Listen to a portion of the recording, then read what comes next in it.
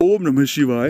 ओम नमः शिवाय। आप सभी का ओम काला यूट्यूब चैनल में एक बार फिर से बहुत स्वागत है और आपका बहुत आभार है। अक्सर मुझे ये कमेंट्स मिलते रहते हैं कि मरने के बाद हमारी आत्मा जाती कहाँ है। हमें ये आज पता लग जाए तो बहुत ही अच्छा हो जाए। और न जाने किस तरह तरह के कमेंट्स मरने से जुड़े हुए पूछते हैं कि मरने के बाद आत्मा कहाँ जाती है, आपको कैसे पता है, या आप बताएं कहाँ जाती है। तो ये पूरा एक सब्जेक्ट है कि मरने के बाद अगर आपके मन में भी ये प्रश्न खड़ा होता है कि मरने के बाद आखिरकार आत्मा जाती कहाँ है, इसका प्रश्न जो है वो उत्तर बताए। तो इस वीडियो में हम इसी पर बात करेंगे। ये चर्चा बहुत गंभीर है, बहुत महत्वपूर्ण है और इन्हें अगर आप जान गए तो शायद आपके जीवन की कई सारी परेशानियों से आप बाहर आ सकते हैं। और एक और बात, महत्वपूर्ण बात है कि अभी तक आपने चैनल को सब्सक्राइब नहीं किया है तो प्लीज आप सब्सक्राइब कर ले। कमेंट्स में भोलेनाथ का कोई एक नाम लिख ले। साथ ही साथ एक महत्वपूर्ण बात ये भी है कि बहुत जल्दी मैं अपना व्यक्तिगत नंबर आपके लिए जारी कर दूंगा, सीधे आप हमसे बात कर पाएंगे। उसका फीस, उसका शुल्क लागू है। दोस्तों, हम आते हैं मुद्दे के ऊपर। मरने के बाद आपका क्या ऑब्जर्वेशन होगा कि मरने के बाद हम कहाँ जाते हैं।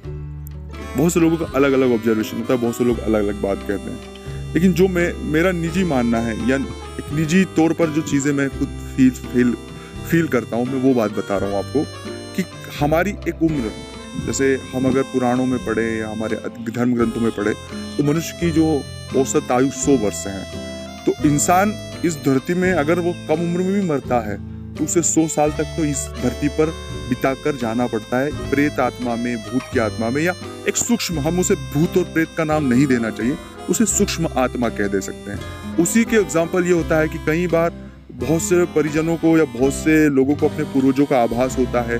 कई बार जिन लोगों से हमारी कनेक्टिविटी होती है वो लोग हमें दिखाई देते हैं। ऐसे कई सारे लोगों के अलग अलग अनुभव है, बहुत रेयर है लेकिन है जरूर।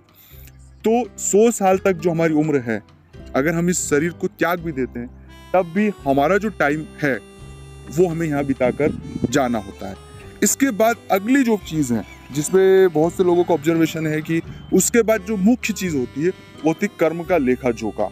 अगर हमारे कर्म अच्छे हैं, बुरे हैं, उसी के लेखा जोखा के आधार पर हमें अगली योनि में प्रवेश करते हैं। लेकिन कर्म को जस्टिस करने के लिए, मतलब कौन से कर्म अच्छे हैं, कौन से कर्म बुरे हैं, इसका न्याय हम नहीं कर सकते हैं। जो प्राकृतिक न्याय है वो प्रकृति कर सकती है। उदाहरण के लिए, अगर आपने किसी का दिल दुखाया है, किसी व्यक्ति का हक खाया है, किसी पेड़ को काटा है, किसी वृक्ष को काटा है, किसी जीव या जंतु को सताया है, तो ये सब चीजें मिलकर हमें राक्षस योनि की ओर धकेलती है। एक मानवीय स्वभाव है ये। और ये सभी चीजें हमारे गरुड़ पुराण में भी वर्णित है, हमारे धर्म ग्रंथों में वर्णित है। तो ये एक महत्वपूर्ण चीज है। इसलिए मेन जो चीज है कि आप अपने कर्मों पर विशेष ध्यान दें। अपने गुरु मंत्र और आपके साथ सिर्फ जप जाएगा, अपने गुरु मंत्र का जप जाएगा, ओम नमः शिवाय का जप ही साथ जाएगा। ओम नमः शिवाय।